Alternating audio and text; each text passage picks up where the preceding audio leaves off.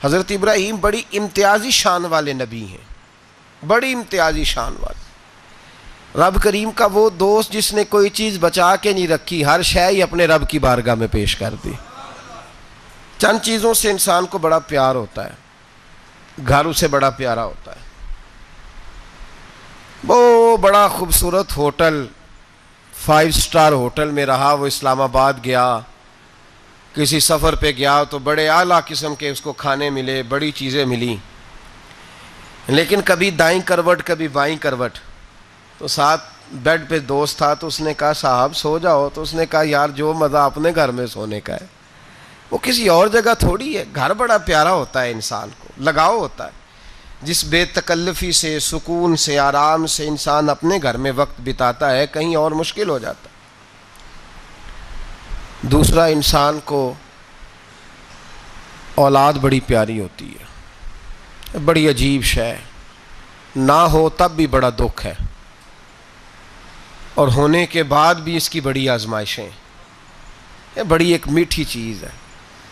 اولاد ایک بڑا عجیب سا میوہ ہے، پتہ نہیں یہ کس انجیکشن کا نام ہے کہ چھاتی پر چڑھ جائے تو اللہ سکون عطا فرما دیتا ہے، پتہ نہیں کس ٹھنڈی دولت کا نام رب کریم نے اولاد رکھا ہے، بڑی پیاری ہوتی ہے اولاد۔ پھر تیسری چیز، انسان کی اپنی جان ہے، اور یہ اتنی قیمتی شے ہے کہ اللہ کریم نے فرمایا کہ اگر تیری گردن پہ کوئی آدمی پستول رکھ کے، تلوار تیرے گلے پہ رکھ کے کہے نا کہ رب کا انکار کر دے ورنہ مار دوں گا، تو فرمایا وقتی طور پہ میری ذات کا انکار کر پر جان بچا جا۔ اگر تو مرنے کے قریب ہو گیا ہے اور حرام شے کھائے بغیر تو بچ نہیں سکتا، مر جائے گا، تو فرمایا چل تو اس طرح کر، حرام کھا کے جان بچا، پر جان بچانا فرض ہے، ضروری ہے۔ وطن بڑا پیارا، اولاد بڑی پیاری، جان بڑی پیاری، پر حضرت ابراہیم سے رب کریم نے فرمایا چل ابراہیم کوئی چیز دے، تو کہا یا اللہ تینوں ہی تیرے نام پہ قربان کرتا ہوں، تیری ہوئی ساری، ہر شے تیری۔ حضرت ابراہیم نے دین کے لیے، آپ شہر بابل کے قریب پیدا ہوئے تھے، وہاں سے مصر آئے، مصر سے فلسطین آئے، اور فلسطین سے آ کر کے کعبہ آباد فرمایا۔ زندگی سفروں میں گزری، سفر ایک تکلیف والی چیز ہے، پر حضرت ابراہیم نے وطن چھوڑ دیا، گھر چھوڑ دیا۔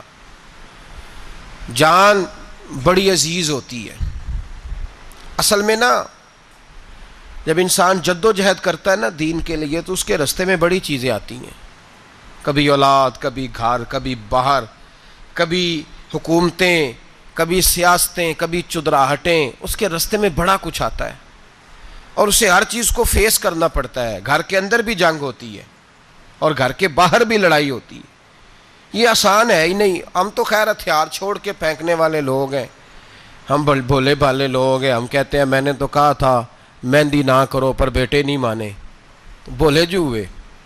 اسی طرح حالانکہ اگر وہ بیٹا کہے نا کہ ابا جی لاؤ زندگی میں سارا کچھ میرے نام کرو تو پھر ہم بولے نہیں ہوتے، اور اس وقت ہم تیز ہوتے ہیں، کہتے ہیں یہ کیسے ہو سکتا ہے، ہاتھ کاٹ کے دے دوں۔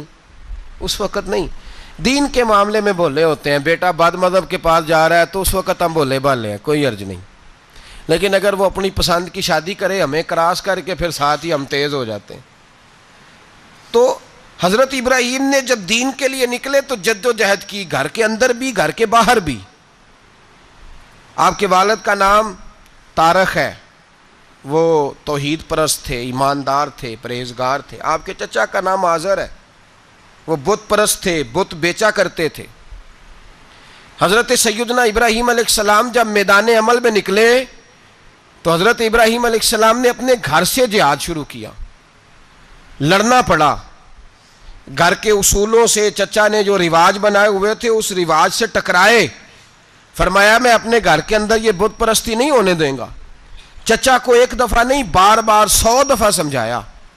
آپ کا چچا بت بنا کے بیچا کرتا تھا۔ حضرت ابراہیم علیہ السلام تھوڑے بڑے ہوئے تو کہنے لگا کہ چلو میرے ساتھ، تم بھی بت بیچنے ہیں، ہمارا کاروبار ہے۔ حضرت ابراہیم ساتھ نکلے تو بت پکڑا ہے، گندے پانی کے اندر اس بت کو ڈبوتے ہیں، کہتے ہیں کسی نے خریدنا ہے تو خرید لو، نہ یہ نفع دے سکتا ہے نہ نقصان دے سکتا ہے، جو اپنا آپ نہیں بچا سکتا تمہیں کیا بچائے گا، خریدنا ہے تو خرید لو۔ چچا کہنے لگا تو کاروبار چمکا رہا ہے کہ تباہ کر رہا ہے؟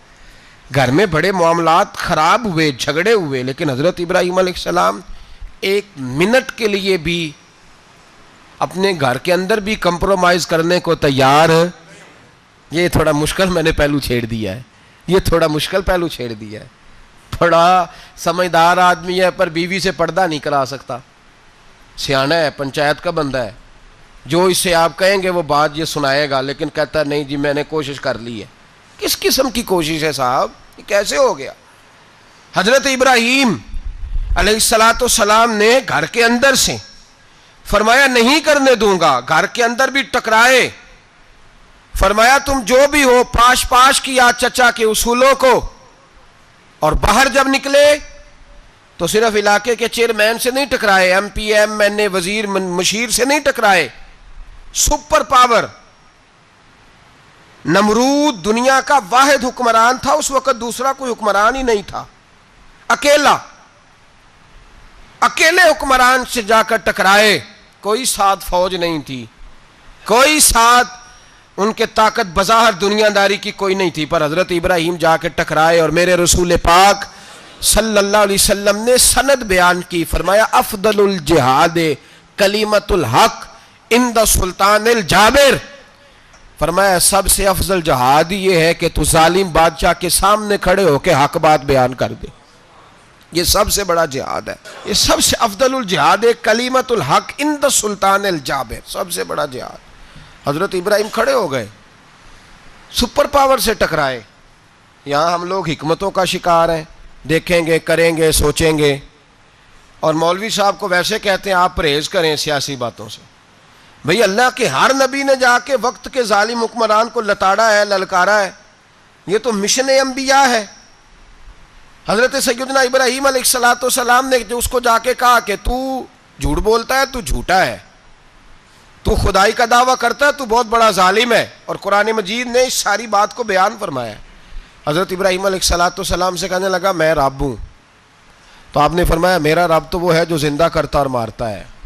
تو پھر آپ حق بات بیان کریں گے تو اللہ مارے گا کہ بندہ مارے گا؟ کچھ بھی نہیں ہوتا، کیونکہ زندگی موت کس کے ہاتھ میں ہے؟ اللہ کے ہاتھ میں. زندگی موت اللہ، کچھ بھی نہیں ہوتا. انسان صحیح سمت کا تعین کرے اور صحیح چلے. حضرت علی شیر خدا سے کسی نے کہا تھا کہ آپ کے بڑی دشمنی ہے، کوئی محافظ رکھ لیں. آپ فرمانے لگے موت خود بہت بڑی محافظ ہے، وقت سے پہلے آتی ہی نہیں. بڑی محافظ ہے، وقت سے پہلے. علامہ نورانی رحمۃ اللہ تعالیٰ علیہ کراچی جیسے شہر میں رہا کرتے تھے، جہاں گام پہ خطرہ تھا. لوگوں نے کہا حضرت اتنے بڑے لیڈر ہو، آپ کی جماعت کی 62 سیٹیں ہوئیں قومی اسمبلی میں، ایک ایسا وقت بھی آیا تو کوئی ایک آدمی بندوق والا. آپ فرمانے لگے مجھے ضرورت ہی نہیں، اس لیے کہ جس خدا رسول کے لیے میں نکلا ہوں وہ خود ہی حفاظت کرنے والے ہیں، ضرورت نہیں ان چیزوں. تو بھائی حضرت ابراہیم ٹکرائے، اور آپ کا انداز کیا ہے؟ جا کے کہا کہ تو نہیں، خدا وہ ہے جو زندہ کرتا. اور اس نے ایک بیوقوفوں جیسی دلیل دی. ایک آدمی کو کل پھانسی دینی تھی تو اس کو بلایا، کہنے لگا تجھے کب پھانسی ہے؟ اس نے کہا کل. کہنے لگا جا تجھے ذات کیا زندگی دی، اس کو چھٹی دے دی. ایک عام آدمی بیچارہ بیٹھا تھا، اس کو پکڑ کے نا کہنے لگا اس کی گردن اڑا دو. کہنے لگا دیکھ لو میں بھی زندہ کرتا اور مارتا ہوں، وہ جو کل مرنے والا تھا میں نے زندہ کر دیا ہے، اور جس کو پتہ ہی نہیں تھا کہ میں نے مرنا ہے اسے پکڑ کے میں نے مار دیا ہے. یہ بیوقوفوں جیسی دلیل ہے. حضرت سیدنا ابراہیم علیہ السلام چاہتے تو اسی وقت دلیل توڑ دیتے کہ تو کیا بیوقوفوں جیسی بات کر رہا ہے، اگر تو زندگی دیتا ہے تو مرے ہوئے میں جان ڈال کے دے جس کو تو نے مارا ہے. لیکن حضرت ابراہیم نے دیکھا کہ بیوقوف ہے، بیوقوفوں سے بحث نہیں ہوتی، دلیل بدل لی جاتی ہے، ان کی عقل کے مطابق بات کی جاتی ہے. حضرت ابراہیم فرمانے لگے میرا رب وہ ہے جو سورج مشرق سے نکالتا ہے اور مغرب میں غروب کرتا ہے. تو اگر رب ہے تو تو مغرب سے نکال کے مشرق میں غروب کر. فبہت الذی کفر، کافر لاجواب ہو گیا، اس کے پاس اس چیز کا کوئی جواب نہیں تھا. علامہ اسماعیل حقی نے خوبصورت فقرہ لکھا ہے، خوبصورت جان ڈال دی ایک جملہ کہہ کے.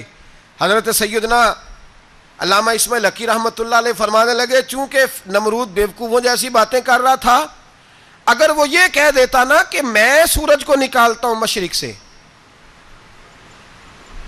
میں غروب کرتا ہوں معاذ اللہ مغرب میں نکالتا ہوں، تو آپ اپنے رب سے کہیے کہ وہ مغرب سے نکال کے مشرق میں غروب کرے۔ علامہ اسماعیل حقی فرماتے ہیں رب کریم کی آواز قدرت تھی، مالک حضرت ابراہیم علیہ السلام کے اس اگر وہ کہہ دیتا اور حضرت ابراہیم دعا کر دیتے تو رب کریم نے فرشتوں کو تیار بٹھایا ہوا تھا، فرمایا اگر یہ کہہ دے میرے خلیل سے کہ سورج مغرب سے نکال کے مشرق میں غروب کرنا ہے تو تیار رہنا، جس طرح خلیل کہیں گے ویسے ہی کر دیں گے۔ واتخذ اللہ ابراہیم خلیلا، ابراہیم ہمارا دوست جو ہوا، جیسے کہے گا ویسے کر دیں گے۔ حضرت سیدنا ابراہیم علیہ السلام کی باتوں کا جب جواب نہ دے سکا، دلیل نہیں بندہ دیتا، پھر لڑائی کرتا ہے، پھر جھوٹے موٹے اعتراض کرتا ہے۔ دلیل ختم ہوتی ہے تو لوگ ذاتیات پہ اترتے ہیں، کہتے ہیں یہ کھانستا صحیح نہیں، دیکھتا صحیح نہیں، دلیل ختم، اب ذاتیات پہ اترے، کہنے لگے مجھے پتہ چلا ہے کہ یہ فلانی جگہ گیا تھا تو وہاں جا کے اس نے اس طرح کیا ہے۔ پھر لوگ ذاتیات پہ اترتے ہیں، جب دلیل کا جواب دلیل سے نہیں دے پاتے پھر ذاتیات پر اتر کر حملے کرتے ہیں۔ حضرت ابراہیم کے دلائل کا جواب نمرود نہ دے سکا تو کہنے لگا کہ اس کو آگ میں ڈال دو۔ قوم گئی ہوئی تھی ساری، آپ نے بات سنی ہوئی ہے، میں نے صرف اشارہ دینا ہے، میلے پہ تو حضرت سیدنا ابراہیم علیہ السلام نے سارے بت توڑ دیے، کلاڑا بڑے بت کی گردن پہ رکھا، واپس آئے کہنے لگے بت کس نے توڑے ہیں؟ تو فرمایا اس سے پوچھ لو جس کی گردن پہ کلاڑا ہے۔ کہنے لگے یہ تو بول ہی نہیں سکتا، تو فرمانے لگے بڑے بیوقوف ہو جو بولتا ہی نہیں، سنتا ہی نہیں، اپنا آپ نہیں بچا سکتا، اس کی پوجا کرتے ہو؟ کہنے لگے پکڑو دلیلیں ختم ہو گئی، اس کو آگ میں ڈالو۔ بہت بڑی حویلی 45 فٹ مربع پہ مشتمل ایک حویلی بنائی گئی اور 45 فٹ اونچی۔ مختلف روایات، علامہ اسماعیل حقی کہتے ہیں کہ 3 مہینے تک نمرود نے کہا کہ اس کے اندر لکڑیاں ڈالو۔ لوگ پوچھنے لگے کتنی دنیا جلانی ہے؟ کہنے لگا بندہ تو ایک جلانا ہے، پر بندہ بڑا تگڑا ہے، ایک بندہ۔ 3 مہینے لکڑیاں ڈالی گئیں، اور لوگوں کی جو تہمات ہوتی ہیں نا وہ بڑی عجیب ہوتی ہیں۔ تہمات میں نے بڑی تفصیل سے رمضان المبارک میں گفتگو کی تھی، بدشگونی تہمات لوگ لیتے ہیں، اس وقت بھی لوگ تہمات کا شکار ہو گئے، عقیدہ بگڑ جاتا ہے تو وہ عجیب و غریب باتیں کرنے لگتا ہے، تہمات کا شکار ہو گئے۔ بیبیاں نظر مانتی، میں بیمار ہوں اگر صحیح ہو گئی تو اتنے من لکڑی دوں گی حضرت ابراہیم کی آگ جلانے کے لیے۔ ایک عورت لے کے جا رہی ہے لکڑیاں، تو ایک نیک دل آدمی نے اس سے پوچھا کہاں جا رہی ہو؟ کہنے لگی میں نے منت مانی تھی تو حضرت ابراہیم علیہ السلام کو معاذ اللہ جلانے کے لیے لکڑیاں لے کے جا رہی ہوں۔ تو وہ رب کریم کے بندے کہنے لگے تو ڈھونڈتی رہے گی، تجھے وہ جگہ ملے گی نہیں۔ وہ بی بی کئی مہینے گھومتی رہی، جگہ ہی نہیں ملی جہاں لکڑیاں ڈالنی تھی، ماری گئی۔ تہمات کا شکار ہوئے بہت سارے لوگ، تہمات کا۔ بھائی تہمات دین کے اندر منع ہے، تہمات دین میں کوئی نظر ماننا، کوئی کسی بزرگ کے مزار پہ جا کے سالے ثواب کے لیے کوئی چیز ماننا، یہ تو درست ہوا، لیکن غیر شرعی نظریں مان لینا کہ میں آگ کے گرد چکر لگاؤں گا، میں جناب وہاں جا کے یہ والا تماشا کروں گا، میں دھاگا باندھوں گا، میں رسا کاٹوں گا، میں وہاں گندے ہو سے پانی پیوں گا، ان کی شریعت اجازت، یہ تہمات ہیں، بدشگونی ہے، دین میں ان کی کوئی گنجائش۔ آپ نظر ماننے سے پہلے بھی کسی عالم سے رابطہ کریں کہ میں منت مانگنے لگا ہوں تو کیسے ماننی چاہیے، اس کا طریقہ پوچھیں، ایسے ہی غلط چیز کی منت تھوڑی مان لی جائے گی۔ بہرحال آمدام برسر مطلب حضرت ابراہیم کے لیے آگ جلائی گئی، 45 فٹ اونچی آگ ہے، پرندہ بھی اوپر سے گزرتا ہے تو نیچے گر جاتا ہے جل کے، اتنے دن لگا کے آگ جلائی گئی۔ اب حضرت ابراہیم کو جلایا جانے لگا ہے۔ یہاں تو موجیں ہیں نا، جو کسی ادارے کا سربراہ ہے اس کے لیے موج ہے، کسی جگہ آفیسر بن گیا تو موج ہے، پیر صاحب کے لیے موج ہے، علامہ صاحب کے لیے موج ہے، خطیب صاحب کے لیے موج ہے۔ جلنا کس کو پڑتا ہے؟ وہ علی کوئی نہیں رہا اللہ ماشاء اللہ، وہ لوگ گزر گئے جو تکلیفیں سہ کے کام کرتے تھے، گزر گیا زمانہ۔ حضرت سیدنا ابراہیم علیہ السلام کو جلایا جانے لگا ہے، تو اب اتنی بڑی آگ ہے تو ڈالیں کیسے؟ شیطان نے تجویز دی کہ منجنیق بناؤ، منجنیق، بڑے بڑے بانس باندھ کے ان کے نیچے رسا باندھو، وہ جس طرح جھولنے کے لیے جھولا بنایا جاتا ہے اس طرح ایک منجنیق پرانے زمانے میں اس میں پتھر رکھ کے پھینکے جاتے تھے دشمنوں پہ. وہ منجنیق بنائی گئی کہ دور سے حضرت ابراہیم کو پھینکیں گے. ہاتھ حضرت ابراہیم کے باندھ دیے, پاؤں مبارک باندھ دیے, پوری زمین پہ ایک نام لینے والا خدا کا. اور اس کو آج رسیوں میں جکڑا ہوا ہے. جب پھینکا جانے لگا نا آگ میں, حوریں رونے لگیں, فرشتے تڑپنے لگے, اے اللہ یہ کیا ہونے لگا ہے, ایک تیرا خلیل اور وہ بھی آگ میں. فرمایا جاؤ جا کے اس سے کہو اگر تمہاری مدد لیتا ہے تو اسے بچاؤ. ہوا کا فرشتہ آیا, کہا ابراہیم اگر تو کہے. او بھائی ان چیزوں کو کہانی سمجھ کے نہ سنا کریں, یہ داستان نہیں, یہ وہ طریقے ہیں جو ہمارے رسول نے ہمیں اپنانے کا حکم ارشاد فرمایا ہے.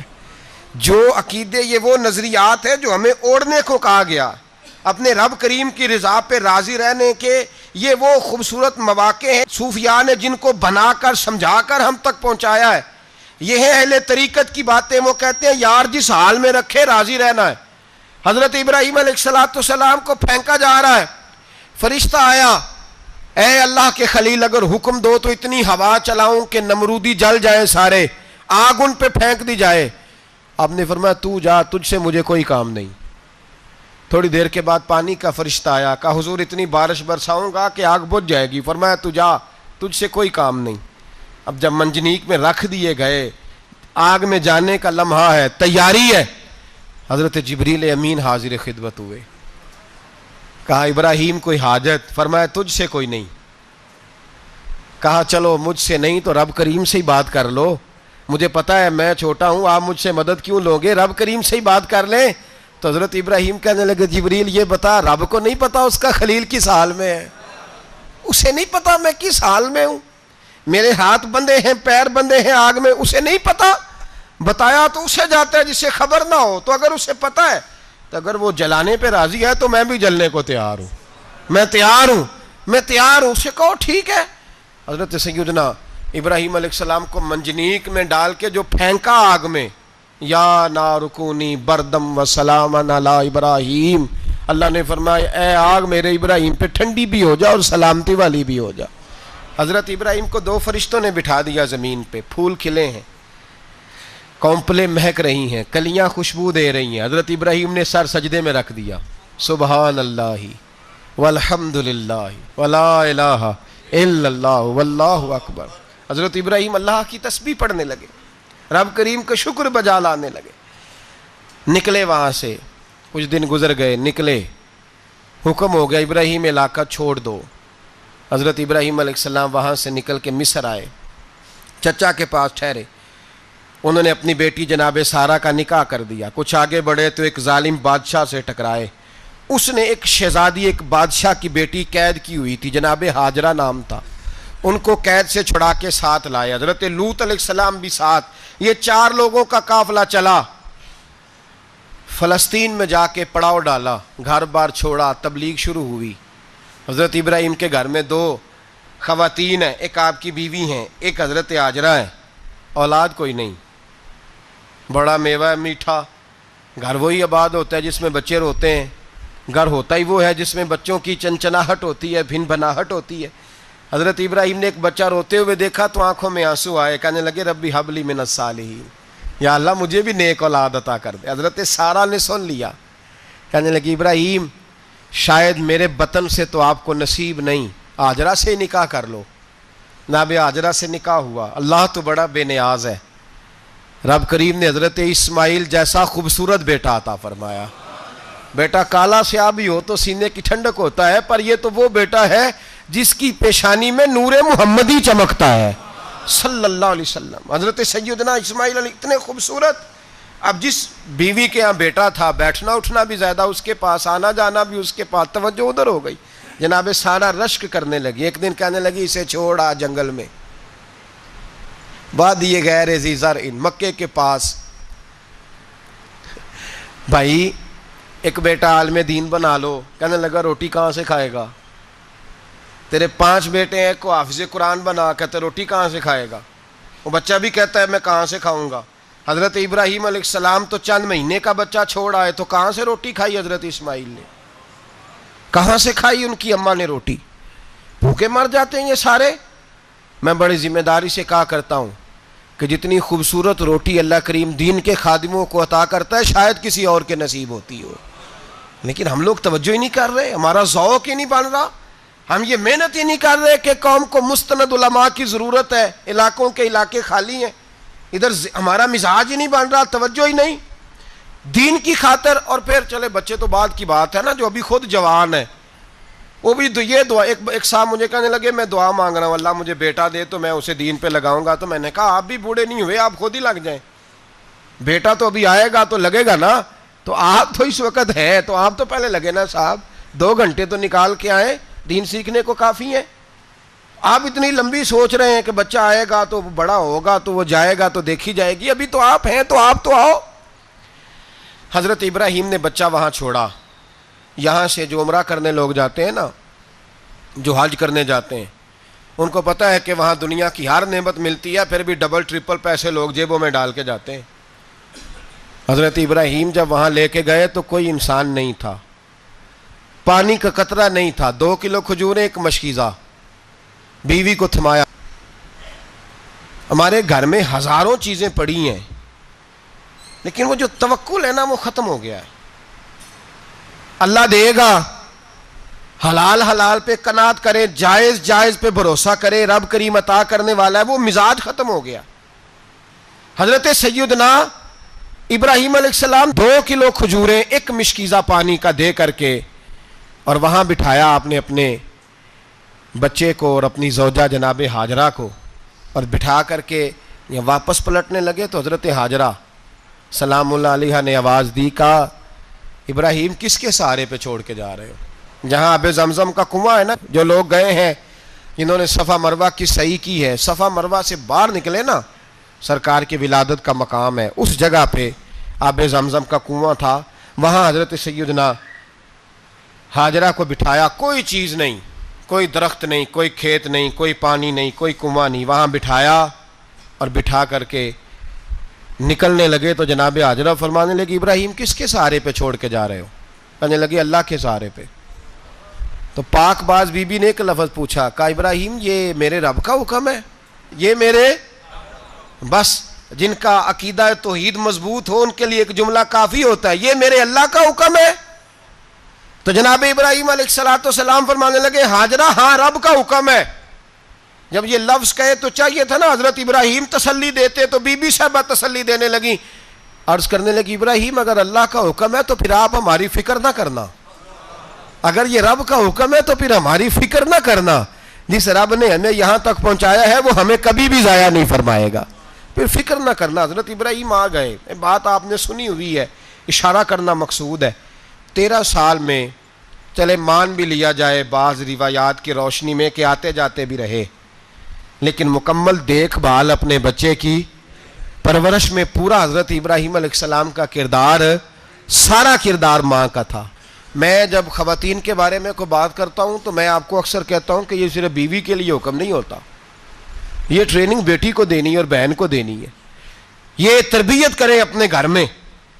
میں تجربے کی روشنی میں یہ بات عرض کیا کرتا ہوں کہ بھائی بچے باپ کے فرما بردار اس وقت ہوتے ہیں جب اماں انہیں باپ کا فرما بردار کرتی ہے، اور بچے باپ کے نافرمان بھی تب ہوتے ہیں جب اماں انہیں باپ کا۔ میں نے اپنے کانوں سے سنا ایک دفعہ ایک بچہ اپنے باپ سے کہہ رہا ہے آپ نے تو ساری زندگی باہر گزار دی، پیسے کمانا کون سا مشکل کام ہے، دکھ سکھ تو سارے اماں نے برداشت کیے، سکولوں میں وہ جاتی تھی، فلانا کام وہ کرتی تھی، فلانا کام۔ اب یہ سوچ اس کی ذاتی تو نہیں، یہ اس کو دی گئی ہے، اور اگر اس کو یہ سوچ دے دی جائے کہ اماں کہے کہ میں تو اپنوں میں رہی ساری زندگی، میں نے تو اپنوں میں وقت گزارا، اور تیرا باپ تو کئی دفعہ جنازے بھی نہیں پڑھ سکا، اس نے تو ماں باپ ایسے دفن کر دیے، وہ اگر یہ سوچ فراہم کرے تو پھر بچہ باپ کا فرما بردار ہوتا ہے۔ اور یہ والی روایتیں ہم بیوی کو سناتے ہیں، حالانکہ کس کو سنانی چاہیے؟ بولیے، بہن اور بیٹی کو، بہن اور بیٹی کو سنائیں یہ باتیں، ان کو سمجھائیں تاکہ آگے جا کے وہ جو گھر ترتیب دیں وہ گھر بڑا عمدہ اور نکھرا ہوا ہو۔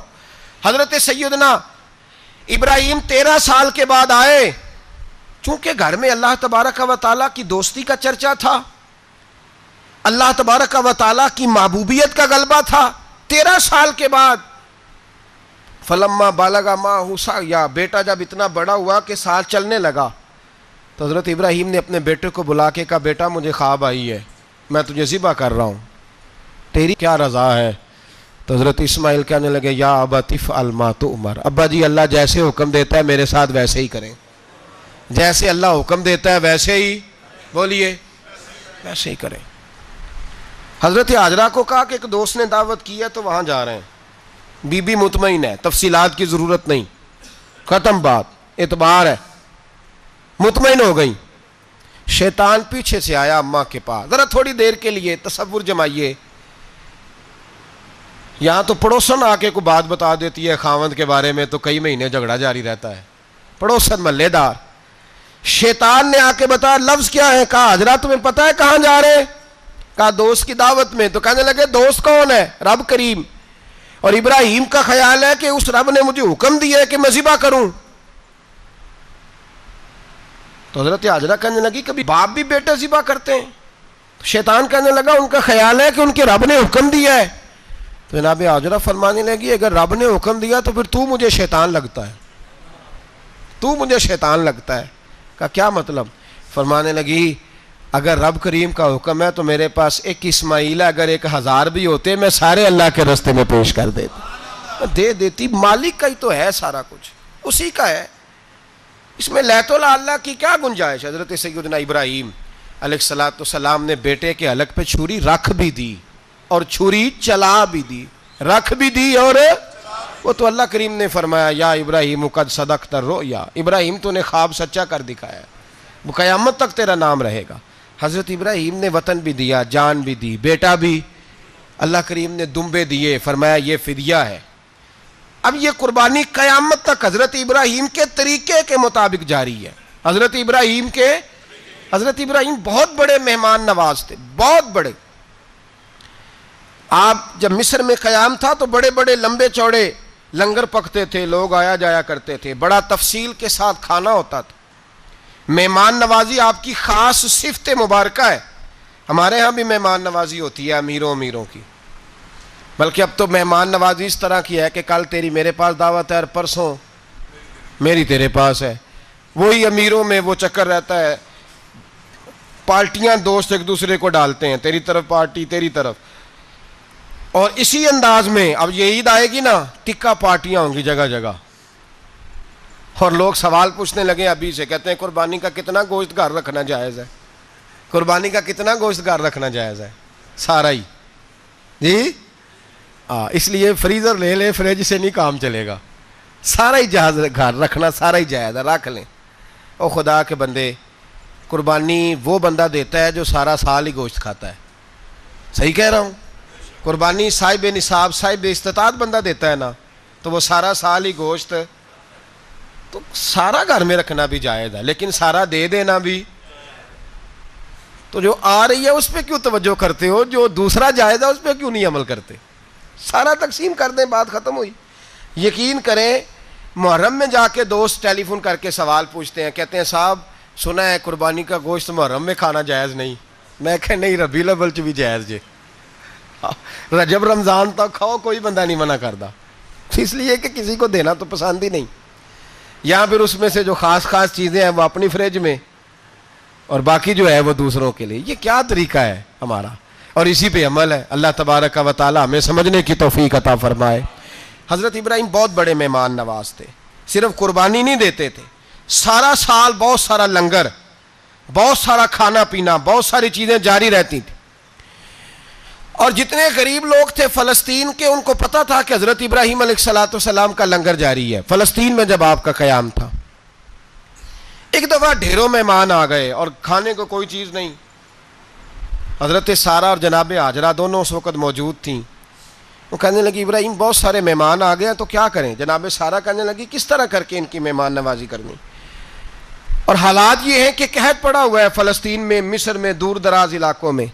تو حضرت ابراہیم کہنے لگے یہ اللہ کے مہمان ہیں اور ہمیں رب کریم کا بندہ سمجھ کے آ گئے ہیں، اللہ ہی بندوبست کرے گا۔ فرمانے لگے میرا مصر میں ایک دوست ہے، وہ قحط کے دنوں میں غلہ جمع کر لیتا ہے، میں اس کی طرف پیغام بھیجتا ہوں، مجھے امید ہے وہاں سے غلہ ملے گا، 2 3 5 اونٹ والے غلام بلائے اور ان کو کہا کہ جاؤ غلہ لے آؤ مصر کے دوست سے. وہ لوگ کہتے ہیں ہم غلہ لینے گئے. وہاں جب پہنچے تو حضرت ابراہیم خلیل اللہ علیہ السلام کا پیغام دیا تو آپ کا وہ دوست کہنے لگا غلہ تو بے شمار تھا, مجھے خبر نہیں تھی کہ حضرت ابراہیم کا پیغام آئے گا, تو میں تو سارا تقسیم کر چکا ہوں, لوگ لے گئے, اب تو کوئی شے نہیں. اب وہ خالی آ گئے پانچوں کے پانچوں اونٹ. جب خالی آئے تو حضرت ابراہیم کی حویلی کی دیواریں چھوٹی چھوٹی تھیں. ان غلاموں میں سے, خادموں میں سے, آپ کے ان چاہنے والوں میں سے ایک کہنے لگا یار وہ غریب تو انتظار کر رہے ہوں گے کہ غلہ لینے گئے ہیں, ہمیں روٹی ملے گی. چھوٹی چھوٹی دیواریں ہیں, وہ جب دیکھیں گے نا خالی آ گئے تو انہیں تکلیف ہوگی. اس طرح کرو بوریوں میں ریت بھر لیتے ہیں, ریت بھر کے لے جاتے ہیں, بعد میں اندر رکھ کے انہیں سمجھا بہلا لیں گے, یا حضرت ابراہیم کو بتائیں گے, وہ خود ہی ان لوگوں کی دل جوئی فرمائیں گے. اب غلہ کی جگہ ریت بھر کے اونٹوں پہ رکھ کے لائی گئی. لا کے بوریاں جب رکھ دی گئیں, حضرت ابراہیم علیہ السلام دوپہر کے وقت آرام فرما رہے تھے. بی بی سارا اٹھی, کہتی ہیں جب میں نے دیکھا نا کہ بوریاں پہنچ گئی ہیں تو گئی, غلام کو ساتھ لیا اور اس کو جب کھولا نا تو کہتی اتنی حسین گندم میں نے پہلے کبھی دیکھی نہیں تھی, اتنا پیارا دانہ میں نے کبھی ملاحظہ ہی نہیں کیا تھا. فرماتی ہیں جب اس کو پیس کر چکی میں روٹیاں پکائیں تو خوشبو دور دور تک پھیل گئی, اعلیٰ غذا بنی, بڑے بڑے کھانے بیبیوں نے مل کے پکائے, چن دیے گئے. حضرت ابراہیم اٹھے تو لوگ کھانا کھا رہے ہیں, سجدہ شکر ادا کیا, اور جب سجدے میں گئے تو وہی آنے لگی, پھر رونے لگے. جب پلٹ کر باہر تشریف لائے تو جناب سارا کہنے لگی ابراہیم تمہارا مصری یار بڑا اچھا ہے, اس نے اتنی اعلیٰ گندم بھیجی ہے کہ اتنی تو میں نے پیاری گندم کبھی دیکھی نہیں. جناب ابراہیم مسکرائے, فرمانے لگی سارا یہ مصری یار نے نہیں بھیجی, یہ میرے عرشی یار نے بھیجی ہے, یہ میرے عرشی یار نے بھیجی ہے. بھائی مہمان نوازی مزاج تھا, ہاتھ لٹا دینا مزاج تھا, دوسروں کی اشک شوئی مزاج تھا. حضرت ابراہیم علیہ السلام کا طریقہ ہے قربانی, حضور نے ان کا طریقہ بیان کیا. اگر سال کے بعد قربانی دینا ان کا طریقہ ہے تو سارا سال غریبوں کو روٹی دینا بھی حضرت ابراہیم کا طریقہ ہے. سارا سال غریب کی نوکری کرنا یہ بھی حضرت ابراہیم کا طریقہ ہے. بھوکے کو کھانا کھلانا یہ بھی. میرے مصطفیٰ کریم سید عالم صلی اللہ علیہ وسلم سے صحابہ نے پوچھا حضور بہترین مسلمان کون ہے؟ بہترین مسلمان تو حضور نے فرمایا جو سلام لینے میں پہل کرے اور غریب کو روٹی کھلانے میں سب سے اچھا ہو, وہ بہترین مسلمان ہے, زبردست مسلمان. ہمارے ہاں دعوتیں ہوتی ہیں تو امیروں کی, افطاریاں ہیں تو امیروں کی, اور میرے مصطفیٰ کریم علیہ السلام نے فرمایا بدترین دعوت ہے جس میں امیر بلائے جائیں غریب نہ بلائے جائیں, وہ بدترین دعوت. حضرت ابراہیم کا طریقہ رہا ساری زندگی مہمان نوازی. اور دوسرا ان کا مزاج تھا, اللہ سے پیار ہو گیا تھا نا. جب رب کریم سے محبت ہوتی ہے نا, اور محبت کا احساس ہوتا ہے دل میں, پھر سجدے لمبے ہوتے ہیں. عام آدمی تو نماز بھی نہیں پڑھ سکتا, اسے خدا سے محبت ہوتی ہے وہ تہجد بھی نہیں چھوڑ سکتا. وہ یہ محبت کی بات ہے نا, جس کو پیار ہوتا ہے اس کی تہجد بھی ہے, اس کی اشراق بھی ہے, چاشت بھی ہے, اس کے عمرے بھی ہیں, اس کے حج بھی ہیں, اس کے بار بار کعبۃ اللہ کے دیدار بھی ہیں. یہ محبت الہی ہے, جوش مارتی ہے. ان لوگ سجدہ کرتے ہیں تو اٹھتے ہی نہیں, اللہ کے بندوں سے پیار کرتے ہیں اللہ کی. حضرت ابراہیم کو رب کریم سے اتنی محبت تھی, اتنا پیار تھا کہ وہ آپ کی زندگی کے ہر پہلو سے چھلکتا تھا. ایک وقت ایسا آیا کہ اللہ تعالیٰ نے حضرت ابراہیم کو بہت زیادہ مال عطا فرمایا. اتنے اونٹ گنے نہیں جاتے, گائیں اتنی زیادہ کہ شمار نہیں ہوتی, بکرے بکریاں اتنی زیادہ کہ شمار, بہت زیادہ مال اللہ نے عطا فرمایا. اور ابھی کچھ عرصہ پہلے آپ پیچھے جائیں نا تو جو لفظ مال تھا وہ روپے پہ تو بولا ہی نہیں جاتا تھا, وہ جانوروں پہ بولا جاتا تھا. بہت زیادہ مال اللہ نے دیا, بکریاں, گائیں, اونٹ, بیل, بڑا کچھ. تو رب کریم نے فرشتوں سے فرمایا کہ واتخذ اللہ ابراہیم خلیلا, ابراہیم میرا دوست ہے. تو فرشتے کہنے لگے یا اللہ جسے اتنا کچھ دیا جائے اس نے دوست تو بننا ہی ہوتا ہے, تو نوازا ہی بڑا ہے, اتنا مال, اتنے کھیت کھلیان, اتنا کچھ. اللہ کریم نے فرمایا جاؤ آزمائش کر لو, امتحان لے لو. فرشتہ امتحان لینے پہنچ گیا. حضرت ابراہیم کے جانور چر رہے ہیں چراگاہ میں, حضرت ابراہیم بھی ہیں, غلام بھی ہیں, بہت بڑا ریوڑ ہے. آپ تشریف فرمائیں. ایک فرشتہ آیا تو کھیت میں چھپ کے بیٹھ گیا اور بلند آواز سے کہنے لگا سبحان اللہ والحمد للہ ولا الہ الا اللہ واللہ. یہ تسبیح بڑی پسند ہے، محبوب نے ان کی فضیلت بیان کی. اب وہ حضرت سیدنا ابراہیم علیہ السلام کھڑے تھے تو وہ کھیت میں بیٹھ کے تسبیح پڑھنے لگا، سبحان اللہ والحمد للہ ولا الہ الا اللہ. حضرت ابراہیم کہنے لگے یہ میرے رب کا نام کون لے رہا ہے؟ بڑی اس کی میٹھی آواز ہے، بڑی، کون ہے؟ ڈھونڈنے لگے، گھومتے گھومتے اس کے پاس چلے گئے، فرشتہ انسانی شکل میں. تو میرے رب کا ذکر کر رہا تھا؟ اس نے کہا میں ہی کر رہا تھا. فرمانے لگے یار ایک دفعہ پھر نہیں کرتا؟ تو کہنے لگا ابراہیم پہلے تو میں اپنی مرضی سے کر رہا تھا، تو کہتا ہے تو پیسے لگیں گے، پیسے ہیں تو کر دیتا ہوں. حضرت ابراہیم کہنے لگے بول تو کیا لے گا؟ میرے اللہ کا ذکر سنانے کا کیا لے گا؟ کہنے لگا جتنی بکریاں آپ چرا رہے ہیں ساری دے دے تو میں اللہ کا ذکر سنا دیتا ہوں. اور آپ نے فرمایا بس جا تیری ساری ہوئی، میرے رب کا ذکر سنا. اور پھر شروع ہو گیا سبحان اللہ الحمد للہ ولا الہ الا اللہ واللہ اکبر. حضرت ابراہیم علیہ السلام کیف میں، یار پھر ذرا سنا، نہ علماں وچ پھسا سانو، تو یار دی گل سنا سانو، ذرا دوبارہ سنا. پھر سنایا، ایک دفعہ پھر کہا. فرشتہ کہنے لگا بس جی آپ کے پیسے پورے ہو گئے. حضرت ابراہیم کہنے لگے چل ایک دفعہ اور سنا. کہنے لگا پیسے لگیں گے. تو کیا لے گا؟ کہنے لگا گائیں بھینسیں ساری میری. فرمایا بس یار اتنی قیمت، تو سنا صحیح، سارا کچھ ہی تیرا. پھر شروع ہو گیا سبحان اللہ والحمد للہ ولا الہ الا اللہ واللہ اکبر.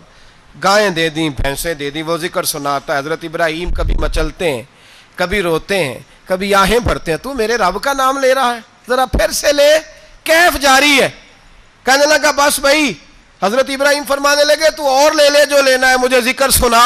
اس نے کہا ابراہیم بکریاں میں لے چکا، گائے بھینسیں میں لے چکا، اونٹ رہ گئے، سارے لے لوں گا پھر ذکر سناؤں گا. فرمایا جا تیرا ہوا تو ذکر سناتا رہ، میں دیتا ہوں. دے دیا. کچھ دیر ذکر کیا تو اب خاموش ہو گیا. حضرت ابراہیم خلیل اللہ علیہ السلام فرمانے لگے ذکر سنا. کہنے لگا ابراہیم اب تیرے پاس دینے کو کیا ہے؟ ہر چیز تو میں لے چکا. آپ فرمانے لگے یہ گائے بھینسیں بکریاں چرانے کے لیے تجھے کوئی نوکر ملازم بھی تو چاہیے نا. تو اس طرح کر، مجھے رکھ لے، میں روٹی نہیں مانگوں گا، کھانا نہیں مانگوں گا، تو اللہ کا ذکر سناتا رہنا، میں تیرے جانوروں کی نوکری کرتا رہوں گا. حضرت ابراہیم علیہ السلام نے جب یہ کہا نا، فرشتے کی آنکھوں میں آنسو آ گئے. تر دامنی پہ شیخ ہماری نہ جائیے، ہم دامن نچوڑ دیں تو فرشتے وضو کریں. فرشتہ رو پڑا اور کہنے لگا ابراہیم مجھے سینے سے لگاؤ، آپ واقعی اس قابل ہیں کہ اللہ آپ کو اپنا دوست بنائے، واقعی اس قابل ہے کہ رب آپ کو اپنا. حضرت ابراہیم علیہ السلام کا خدا سے محبت کرنے کا نرالا انداز. اور میرے بھائی یہی محبت انہیں میرے مصطفیٰ سے بھی تھی. ایک نبی گھر بنا رہا ہے، دوسرا بنوا رہا ہے. حضرت اسماعیل علیہ السلام پتھر اٹھا کے لا رہے ہیں، جناب ابراہیم بنا رہے ہیں. جب خانہ کعبہ بن گیا تو کہنے لگے ربنا وابعث فیہم رسولا، اے اللہ اب اسے بسانے کے لیے اپنا آخری رسول بھی عطا فرما. نبی پاک فرماتے ہیں میں دعا ہوں حضرت ابراہیم کی. یہ قربانی حضرت ابراہیم کا طریقہ ہے. حضور نے اگرچہ نبی پاک کی اپنی سنت تھی، یہ بھی کہہ سکتے تھے سنتی و سنت ابیکم ابراہیم، میری سنت ہے اور تمہارے باپ ابراہیم کی سنت ہے. یہ نہیں فرمایا. جب صحابہ نے کہا قربانی کیا ہے، فرمایا سنت ابیکم ابراہیم، یہ تمہارے باپ ابراہیم کی سنت ہے. ہر صاحب نصاب پر قربانی واجب ہے. جو زکوٰۃ کا نصاب رکھتا ہو اس پر قربانی واجب ہے. یعنی ضروریات سے زیادہ اتنے پیسے، جتنے پیسوں سے زکوٰۃ فرض ہوتی ہے، اتنے پیسے جس آدمی کے پاس قربانی سے پہلے آ جائیں اس آدمی پر قربانی کرنا واجب ہے. بکرا، چھترا، دمبا 1 سال کا یا دمبا 6 مہینے کا ہو پر اتنا بڑا محسوس ہوتا ہو کہ لگے کہ 1 سال کا ہے، اس کی قربانی ہو سکتی ہے. جانور میں کوئی عیب نہیں ہونا چاہیے. اتنا کمزور نہ ہو کہ ذبح جہاں اسے کرنا ہے وہاں وہ چل کے جا نہ سکے، اتنا کمزور جانور نہ ہو. اس کے اندر بظاہر کوئی اتنا بڑا نقص نہ پایا جاتا ہو، کانا نہ ہو، لنگڑا نہ ہو، کوئی اس کی ہاتھ نہ کٹے ہوئے ہوں، ایسا نقص جو واضح ہو. بکرا 1 سال کا، گائیں اور بھینس یہ 2 سال کی، اونٹ 5 سال کا. اب اس میں یہ ہے کہ ہمارے بہت سارے دوست چونکہ ہم دیہاتی لوگ ہیں تو پوچھتے ہیں کہ دوندا نہیں ہے تو چوگا نہیں ہے. تو یہ ہماری پنجابی کی اصطلاحات ہیں. پنجابی کی شریعت اسلامیہ نے سال بتائے ہیں یہ تو ہم نے اپنی آسانی کے لیے، یا دیہاتوں میں جو ماحول تھا اس طرح کا جانور لیں، خوبصورت جانور لیں. جو نصاب ہے وہ بھی میں نے آپ کو بتایا. لیکن ایک اور پہلو بھی ہے، نبی پاک صلی اللہ علیہ وسلم پہ زکوٰۃ کبھی فرض نہیں ہوئی، کبھی حضور پہ زکوٰۃ فرض نہیں ہوئی. نبی پاک صلی اللہ علیہ وسلم کے پاس اتنا سرمایہ کبھی اکٹھا ہوا ہی نہیں کہ زکوٰۃ فرض ہو. لیکن نبی پاک کے صحابہ فرماتے ہیں کہ مدینے کے 10 سالوں میں اللہ کے رسول نے ہر سال قربانی فرمائی ہے، ہر سال قربانی دی. اور جس سال حضور حج کرنے گئے اس سال اللہ کے نبی نے 63 اونٹ ذبح فرمائے. اور حضور صلی اللہ علیہ وسلم جب اونٹ ذبح کرنے لگتے نا تو صحابہ کہتے ہیں اونٹ خود دوڑ کے حضور کے سامنے آ کے لیٹ جاتا، اور نبی پاک اسے ذبح کرتے اور فرماتے ہیں ایک دوسرے کو دھکے دیتے اونٹ کے، پہلے میں نے جانا ہے ذبح ہونے کے لیے، پہلے میں نے. انہیں پتا تھا کہ جو مصطفیٰ کے ہاتھوں ذبح ہوگا وہ تو دائمی زندگی پا جائے گا، یہاں بھی وہاں بھی زندہ. 63 اونٹ ذبح کیے. ایک اونٹ میں کتنی قربانیاں ہوتی ہیں؟ 7. اب 63 کو 7 سے ضرب دو گے تو کتنی بنے گی؟ اور پھر نبی پاک صلی اللہ علیہ وسلم نے 10 سال مدینہ منورہ میں قربانی دی ہر سال. اب وہ 63 اونٹ، ایک اونٹ میں 7 قربانیاں، ہر سال یہاں قربانی. اور مولا علی شیر خدا فرماتے ہیں نبی پاک 2 قربانیاں دیتے. میں نے کہا حضور 2 جانور ذبح کر رہے ہیں آپ، تو حضور نے فرمایا ایک میری طرف سے، ایک میری امت کی طرف سے، غریبوں کی طرف سے. اور حضرت علی کو حضور نے وصیت فرمائی تو 2 دیا کرے گا. یا رسول اللہ صلی اللہ علیہ وسلم میں غلام ہوں، خادم ہوں. حضور نے فرمایا علی ایک تو نے اپنی دینی ہے، ایک میری طرف سے دینی ہے. 2 قربانیاں. مولا علی نے بھی ساری زندگی 2 قربانیاں دی. حضرت علی بھی مال کے نصاب نہیں تھے، اپنا مکان ہی نہیں تھا، کوئی کاروبار نہیں تھا، کئی دن فاقے رہتے تھے، پر قربانیاں کتنی دیتے تھے؟ 2. ہمارے پاس ویسے اگر سسرال میں، میکے میں، کزنوں میں کچھ شادی ہو جائے تو 50-60 ہزار کا خرچہ برابر ہے، وہ پکا ہے. اور قربانی کی باری غریب ہو گئے، سارے ہی غریب ہو گئے. کہتے نہیں یہاں مشکل ہے. او خدا کے بندے، اللہ کے ساتھ تجارت کر، اس کے رستے میں 1 دے گا، رب تجھے 70 گنا اضافہ کے ساتھ عطا فرمائے گا. قربانی مال کے نصاب پہ ہے. کوشش کیا کریں کہ اللہ کے رستے میں جب دینا ہو پھر لیت اللہ سے بچیں، خوبصورت جانور لائیں. جن کو اللہ نے توفیق دی ہے ان کے لیے نصیحت ہے، جن کو اللہ نے توفیق دی. میں نے اپنے حضرت صاحب کو دیکھا ہے، وہ کہتے تھے کئی جانور اللہ نے بڑا نوازا ہے. کہتے ایک میرا ہے، ایک میرے ماں کا، ایک میرے باپ کا ہے، ایک میرے فلاں استاد صاحب کا، ایک میرے پیر صاحب کا ہے. یہ جانور غوث اعظم جیلانی کا نام کا دے رہا ہوں. اور پھر ایک بڑا خوبصورت جانور بندھا ہوتا اور حضرت خود ان کو چارہ ڈال رہے ہوتے. تو حضور یہ کیا ہے؟ فرمانے لگے یہ میں رسول اللہ کے نام پہ قربان کروں گا، یہ نبی پاک کے نام پر قربان کیا جائے گا. جن کو اللہ نے حیثیت دی ہے وہ کوشش کریں اپنے محبوب کی طرف سے بھی قربانی کریں، نبی پاک کے نام کی قربانی دے. خوبصورت سا جانور پیارا، پھر اس کی خدمت ہو، پھر اس کی قربانی دی جائے اور نبی پاک کے نام پر قربانی دی جائے. حضور نے خود وصیت فرمائی حضرت ابو بکر صدیق کو. قربانی بڑا حسین عمل ہے. اور میرے نبی پاک صلی اللہ علیہ وسلم نے ناراضگی بھی فرمائی. ذرا خوگر حمد سے تھوڑا سا گلا بھی سن لے. میرے حبیب نے فرمایا جو طاقت کے باوجود قربانی نہ کرے وہ ہماری عیدگاہ میں عید کی نماز پڑھنے نہ آئے، وہ نہ آئے. اور یا رسول اللہ جو کرے گا، فرمایا قربانی کے جانور کا خون کا قطرہ بعد میں زمین پہ گرے گا، اللہ اس کے سارے گناہ پہلے معاف فرما دے گا، اللہ اس کے سارے گناہوں کو بخشے گا. قربانی کریں، خوبصورت انداز میں کریں، اللہ کی رضا کے لیے. بزرگوں نے لکھا ہے 3 حصے کرو گوشت کے، ایک گھر میں رکھو، ایک رشتہ داروں میں بانٹو، پڑوسیوں میں بانٹو، اور تیسرا فقط غریبوں کو دو. لیکن میں اکثر یہ سوچتا ہوں کہ ہمارے ہاں قربانی کرتا ہی وہ ہے جن کے گھر میں ہر جمعرات کو چھوٹا گوشت پکتا ہے، اور جن کے گھر میں ہفتے میں 3 دفعہ مرغی کا گوشت پکتا ہے، وہی تو قربانی دینے کے قابل ہوتے ہیں. تو وہ بھی اگر قربانی کے بکرے میں سے بھی تیسرا رکھنا چاہیں تو اجازت تو ہے. میں نے کہا سارا رکھنے کی بھی اجازت ہے، لیکن اگر آپ مہربانی کریں، کوشش کریں کہ یار ہم تو سارا سال ہی کھاتے ہیں، اور ہمارے یہاں جو گوشت تقسیم ہوتا ہے نا وہ بھی باری لگی ہوئی ہے. ادھر سے پلیٹ آئی تھی گوشت کی تو ادھر سے بھر کے چلی گئی. بھئی اس نے کی ہے، اس کو بار بار گوشت دینے کا کیا مطلب ہے؟ آپ یہ دیکھیں عزیزوں میں، رشتہ داروں میں، اور میں اگر تھوڑا سا آپ کی توجہ کرانے میں کامیاب ہو جاؤں تو سفید پوش لوگوں کو دیکھیں. کچھ سفید پوش ہیں، سفید پوش جن کے اوپر قرضے ہیں، بیماریوں نے جکڑ لیا ہے، گھر میں بڑے بڑے سخت مریض آ گئے. ہیں سفید پوش پہلے دیا کرتے تھے، آپ ان سے پوچھتے ہیں صاحب قربانی، تو بات کو ٹالتے ہیں، وہ کہتے ہیں سوچ رہا ہوں کوئی حصہ اسا ڈال جائے، پردہ پوشی کرتے ہیں، کہتے ہیں کہیں حصہ رکھا ہوا ہے، پردہ پوش۔ اکثر وہ لوگ قربانی نہیں دے پاتے، اکثر دیا کرتے تھے اب نہیں دے پا رہے، کیوں؟ اس لیے کہ مشکلات ایسی آ گئیں۔ ان لوگوں کا خیال کریں، ان کے گھروں تک گوشت پہنچا کے آئیں، ان پر توجہ کریں۔ وہ سفید پوش آدمی کبھی ذکر نہیں کرے گا۔ کچھ تو ایسے ہیں جو خود پہنچ جاتے ہیں کہ ہمیں گوشت دیا جائے، لیکن کچھ سفید پوش ہیں، لا یسألون الناس الحافا، اللہ فرماتے ہیں کچھ لوگ لپٹ لپٹ کے سوال نہیں کرتے، سفید پوشی کا بھرم رکھتے ہیں، کا مزاج نہیں۔